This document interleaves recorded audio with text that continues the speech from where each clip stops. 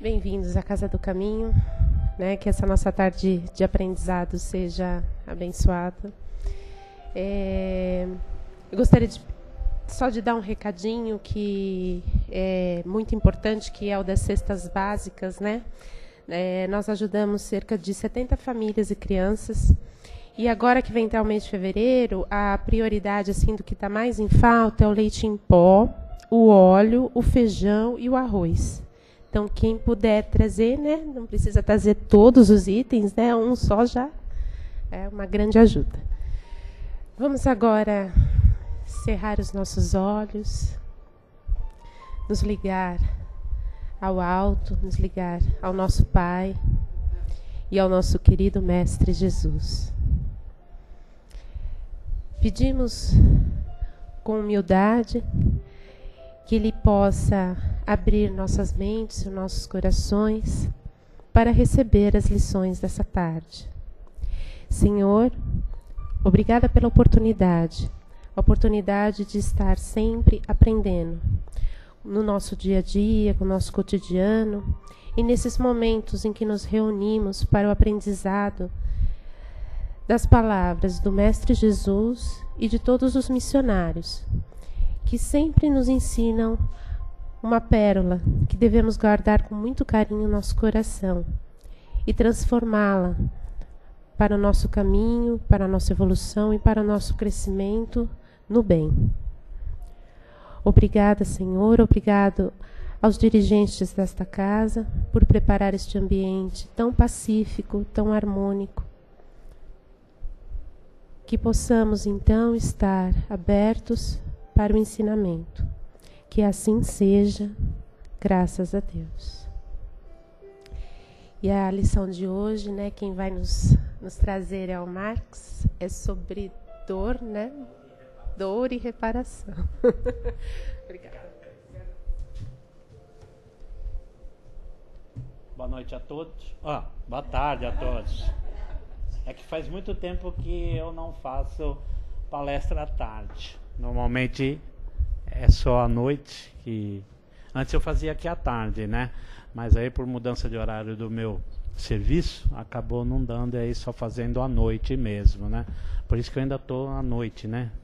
Mas é boa tarde a todos, que a paz do Mestre Jesus nos envolva a todos, hoje e sempre em nossas vidas. É bom estar com vocês aqui novamente, sempre é bom estar aqui, sempre é bom trazermos alguma coisa daquilo que a doutrina espírita nos oferece, sempre é bom trazermos um pouquinho daquilo que nós estudamos e preparamos com auxílio do alto, sempre, porque o alto é o grande responsável por todo o trabalho que fazemos na casa espírita. Todos nós, trabalhadores, damos uma pequena parcelinha, muito pequenininha, mas é o alto, o grande responsável, que nos sustenta, nos guia, nos dirige, nos impulsiona, abre caminhos, nos prepara, dá força para a gente, mesmo quando a gente está em casa com a preguiça, né? E às vezes a gente tem aquela preguicinha danada que a gente não quer ir para o trabalho, né?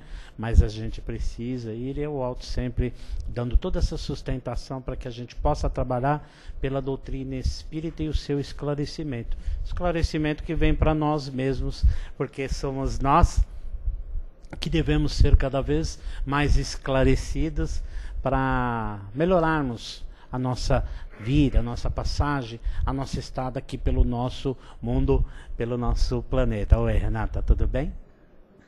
Muito bem, o tema é isso hoje, como a Cris falou, dor e reparação, do livro Desperte e Seja Feliz, do Divaldo e da maravilhosa Joana de Ângeles, a psicóloga da espiritualidade. Dor e reparação. Bom, para a gente falar de dor e reparação, nós temos que primeiro lembrarmos que vivemos num mundo de provas e expiações.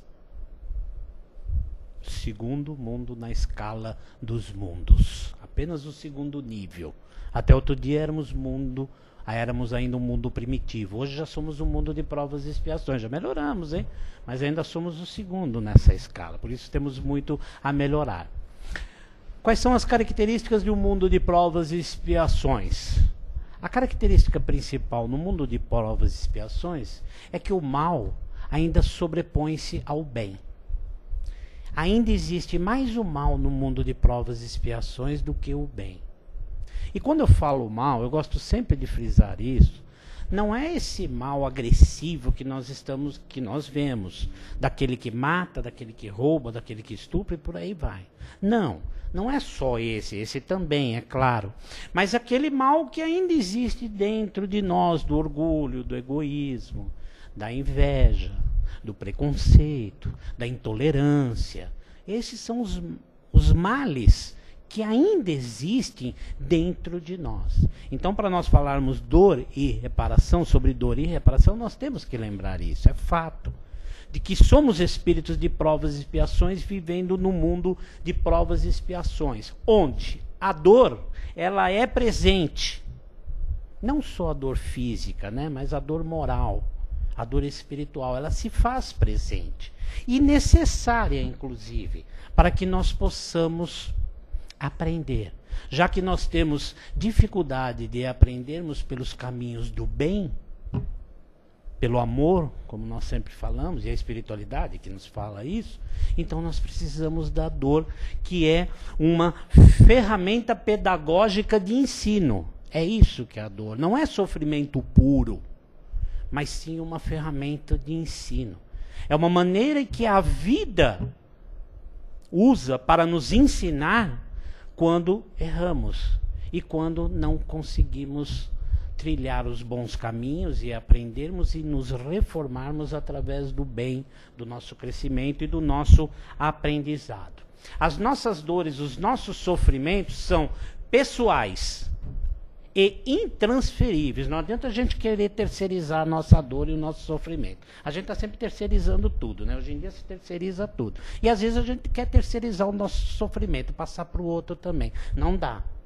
Porque o nosso sofrimento, a nossa dor, ela é pessoal e intransferível. E nós gostaríamos muito que os outros tivessem a verdadeira dimensão da nossa dor. Como nós queremos isso, que as pessoas entendem, e nos magoamos quando as pessoas não entendem a dimensão, o tamanho da nossa dor. Mas isso não é possível, porque só nós temos a verdadeira dimensão do que nos aflige, do que nos machuca, do que nos dói e nos faz sofrer. A outra pessoa, os outros, têm os seus sofrimentos e as suas dores necessárias para eles, como nós temos para nós. E nós ignoramos muitas vezes, ou na maioria das vezes, o calvário, o sofrimento do outro. Nós até percebemos quando alguém sofre, mas nós ignoramos o íntimo do sofrimento, a dimensão, o tamanho do sofrimento do outro. Sabe por que isso daí? Porque muitas vezes o outro sofre calado, assim como nós às vezes também sofremos calados, sem estar passando para os outros os reais sofrimentos, as reais dores pelas quais nós estamos passando. E por o outro sofrer muitas vezes calado, nós não temos. E mesmo que ele fale, nós ainda não conseguiremos ter a dimensão de quem vive o problema, de quem vive a dor, de quem vive o sofrimento. E o outro motivo é que nós somos egoístas e até orgulhosos com a nossa dor. Parece estranho a gente falar isso, né? Mas nós somos sim, nós somos egoístas e até orgulhosos com a nossa dor. Quer ver? A nossa dor é única. É única. Ninguém tem a dor do jeito que eu tenho. Ninguém tem o sofrimento que eu tenho. A minha dor é única. A minha dor é maior que todas, quase sempre. Já viram assim? O emprego da gente é pior do que o dos outros, do outro sempre é o melhor, né? E a nossa doença sempre é pior do que a do outro, né? Sempre. A do outro é tranquila, fichinha, dá para tirar de letra. Então a nossa dor é única, a nossa dor é maior, a nossa dor é mais dura. Muitas vezes achamos que a nossa dor ela é mais dura do que a dor do outro. Mais longa. A do outro acaba logo. A nossa se perpetua pela nossa vida inteira. Eu não mereço, nós achamos que não merecemos muitas vezes os nossos sofrimentos e as nossas dores. O outro deve ter feito alguma coisa por merecer, é claro, né? Já nós não fizemos, é óbvio. Somos talvez vítimas do destino e não merecemos a dor pelo qual nós passamos. É por essas e outras que nós ignoramos muitas vezes a dor do outro, por acharmos que só a nossa é a que importa. Mas isso ainda faz parte do nosso processo de aprendizado e nosso processo de crescimento. E ninguém, absolutamente ninguém, passa pelo nosso mundo, pela Terra, sem a dor, sem o sofrimento, que é uma característica do nosso mundo, que é uma característica nossa, de espíritos de provas e expiações, seja essa dor física, moral ou espiritual. E onde está a causa de todo esse sofrimento e de toda essa dor? Será que está em Deus? Que resolveu nos punir por qualquer coisa, ou porque ele achou que deveria nos punir? Será que o nosso sofrimento e nossa dor, a causa do nosso sofrimento e nossa dor está no outro, que faz as coisas e faz com que eu sofra, que faz com que eu me aflija, que faz com que as minhas dores aconteçam? Não. As causas dos nossos sofrimentos e das nossas dores estão no nosso espírito, ainda doente. Porque é justamente isso. As nossas dores são efeitos e não causas. São efeitos desse nosso espírito doente, porque ao longo de inúmeras, tantas outras vidas que nem nos recordamos, vem errando. Vem tomando atitudes equivocadas. Vem cultivando defeitos. Vem semeando erros e defeitos, más atitudes. Então o nosso espírito adoece. Por conta disso, as nossas dores vão acontecer. Isso chama-se hereditariedade espiritual. Geneticamente, nós descendemos dos nossos ascendentes. Nossos pais, nossos avós e por aí vai. Mas espiritualmente nós descendemos de nós mesmos. Nós não descendemos de ninguém, de nenhum outro, espiritualmente. Por isso que somos, o que passamos, o que sofremos e o que sentimos, é hereditário de nós mesmos, do nosso espírito. Entrando aí uma lei divina de ação e de reação. Ou seja, nós estamos colhendo as reações das nossas ações do passado. Nem sempre do passado, muitas vezes do nosso próprio presente. É a lei de ação e reação. Não a do castigo, mas a da reparação. E quase sempre, até por conta dos nossos ensinamentos do passado, em outras correntes religiosas, a gente ainda tem muito essa coisa do castigo na nossa mente, de acharmos que somos castigados. Olha, se nós somos castigados, nós somos por causa de nossas próprias atitudes. Não porque alguém lá do alto resolveu nos castigar por alguma coisa que tenhamos feito de errado. Daí essa hereditariedade espiritual. Daí a lei divina de ação e reação, onde todas as nossas dores são apenas reações das nossas ações do nosso passado.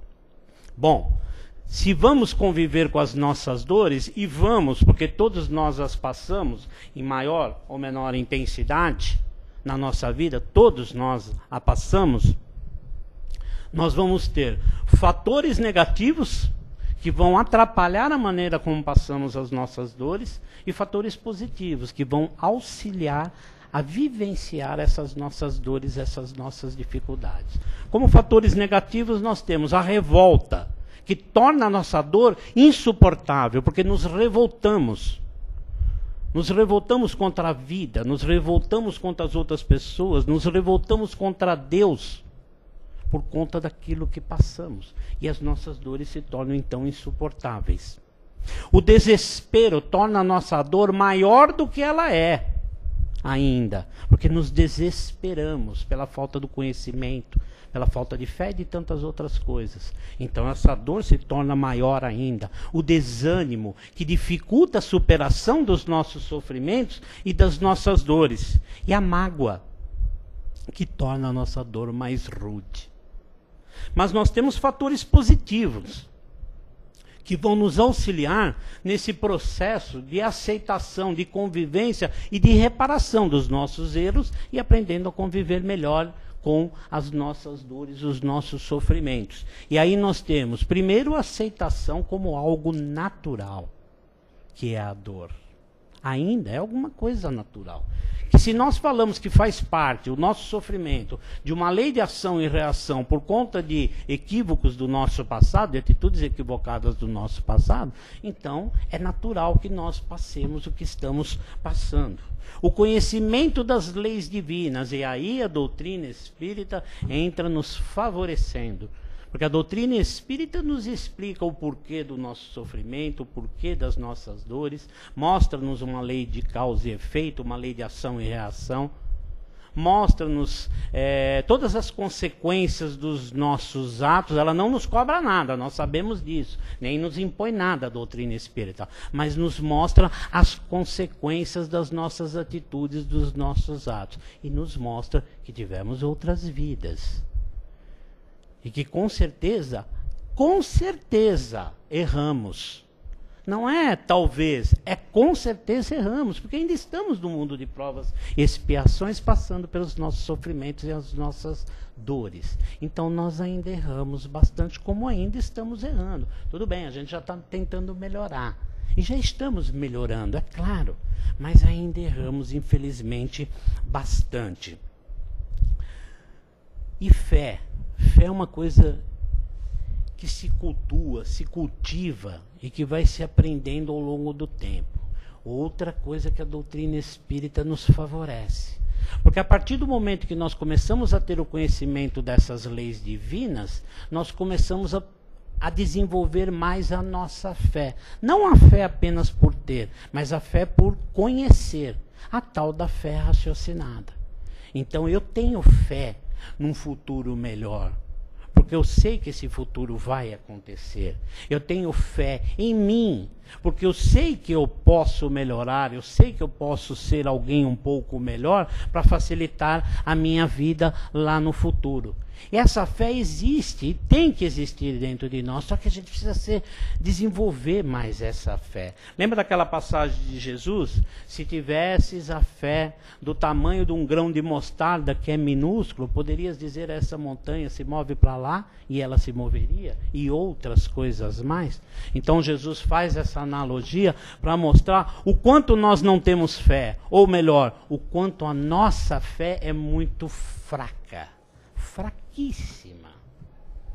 Nós alicerçamos a nossa fé num alicerce fraco. Qualquer ventania, qualquer sofrimento maior, ela balança essa nossa fé quando não cai totalmente. E hoje, por conta de tudo que nós aprendemos com a doutrina espírita, nós temos condições de alicerçar melhor essa nossa fé, de fortalecer essa nossa fé, porque nós sabemos de onde viemos, por que aqui estamos e para onde iremos depois. Esperança, outro fator positivo, e se nós temos essa fé e temos o conhecimento, nós temos esperança. E finalmente, amor. Por quê? Porque o amor é uma maneira de passarmos as nossas dores, as nossas provas melhores, de vivenciá-las melhor. Porque se nós começarmos a desenvolver um pouco mais, exteriorizar um pouco mais desse amor que existe dentro de nós, nós vamos ter boas atitudes. Consequentemente, nós vamos ter forças para vivenciarmos as nossas dificuldades e tendo atitudes melhores, nós vamos amenizar as nossas dores lá da frente, porque vamos estar errando menos, e errando menos, menos consequências nós teremos lá na frente. É matemática isso, pura e simples. Erra menos, sofre menos. Ama mais, erra menos e sofre menos. Isso é matemática, pura e simples. É fato. É dessa maneira que tem que ser. Tudo bem, é muito mais fácil a gente falar do que fazer. Mas hoje a gente já tem essa possibilidade de estarmos desenvolvendo todo esse trabalho de transformação, de reforma, de crescimento, de melhora em nós, todos os nossos dias, a cada atitude, a cada momento, onde estivermos e com quem nós estivermos. tudo bem, nós não sofremos porque nós fomos os piores seres no nosso passado, não. Mas porque nós estamos apenas colhendo os frutos da nossa plantação no passado. E ninguém que planta laranja vai colher melancia, ou vice-versa. Então nós estamos colhendo aquilo que nós plantamos. Só que nós não podemos esquecer que nós estamos colhendo o que plantamos, mas já estamos plantando novamente. E vamos colher lá na frente. Fato também. Não tem como fugir disso. São as leis que regem o universo. Como disse Paulo, tudo me é lícito, mas nem tudo me convém, né? Ou seja, eu posso plantar o que eu quiser, mas eu vou colher lá na frente aquilo que eu plantei, é fato. E não precisa ir tão longe, né? Porque a gente planta hoje e também não vai colher em outras vidas nem sempre. A gente colhe, às vezes, aqui mesmo, não é? Dependendo das nossas atitudes. E atitudes pequenas, não estou falando grandes coisas, não. Mas atitudes pequenas do nosso serviço. Quando a gente começa a ter umas atitudes equivocadas, a gente colhe aonde? No nosso serviço mesmo, né? Perde um emprego, perde uma promoção e por aí vai. Na nossa família, quando nós temos atitudes equivocadas, podemos perder um esposo ou uma esposa, podemos perder o amor dos nossos filhos, o respeito da família, por conta das nossas atitudes equivocadas. E isso não vai ser lá na frente, isso vai ser exatamente agora. Mas é bom saber também que nós não estamos sozinhos com as nossas dores, com os nossos sofrimentos. Nós temos um time aí nos auxiliando e nos ajudando. Nós temos os nossos amigos, amigos encarnados, aqueles que realmente se preocupam conosco e gostam de nos ajudar quando nós estamos passando alguma dificuldade, assim como nós também gostamos de ajudar outras pessoas e devemos, é claro. Estamos todo mundo na mesma embarcação, na mesma nau. Esse planeta Terra é uma embarcação e está todo mundo junto. Ninguém está remando sozinho, não. Nós estamos juntos num processo de crescimento, de aprendizado, de aprimoramento do planeta e de todos os espíritos que somos nós. Nós temos aqueles nossos parentes mais chegados, aqueles também que nos auxiliam quando nós precisamos. Mas não são todos. Tá, não são todos. Mas nós temos, às vezes, aqueles parentes, aqueles entes queridos que também querem nos auxiliar, nos ajudar. Nós temos o nosso espírito protetor. Quanto que a gente conversa com o nosso espírito protetor? Eu converso com ele. Quando eu fazer minha oração no final do dia antes de dormir, se eu conseguir, se eu estiver acordado ainda, né? Porque eu começo a rezar, Pai nosso que estais no céu, pronto, acabou, dormi, né? Peguei no sono. Pois é, se a gente conseguir dar tempo de falar com o nosso espírito protetor, a gente agradece ele. Só que esse nosso espírito protetor não está só à noite, ele está o dia inteiro, né? Quantas vezes durante o dia nós paramos para só pensar nele, rapidinho assim? Obrigado, meu amigo, por você me auxiliar, me ajudar, me mostrar caminhos. Pronto, só isso. Ou pelo menos dirigir um pensamento para ele, né? Além do nosso espírito protetor, nós temos os nossos benfeitores espirituais e temos Deus a nos auxiliar nas nossas dores e nos nossos sofrimentos. O time é bom, não é? Amigos, parentes, espírito protetor, benfeitores espirituais e Deus. É um bom time, não é? É um time de peso, eu diria, né? Para nos ajudar, né? Então por que a gente se desespera tanto com os nossos sofrimentos e com nossas dores? E às vezes já passamos dores semelhantes e as vencemos. Mas nós nos desesperamos. Se nós colocarmos uma balança, pegarmos uma balança, a balança da vida, aquela lá que ainda tinha na feira, lá com 2 pratinhos, né? Tem umas feiras que os caras ainda colocam aqueles 2 pratinhos lá, que o feirante rouba a gente, já viu? Que diz que o feirante rouba a gente, aquela lá. Pois é.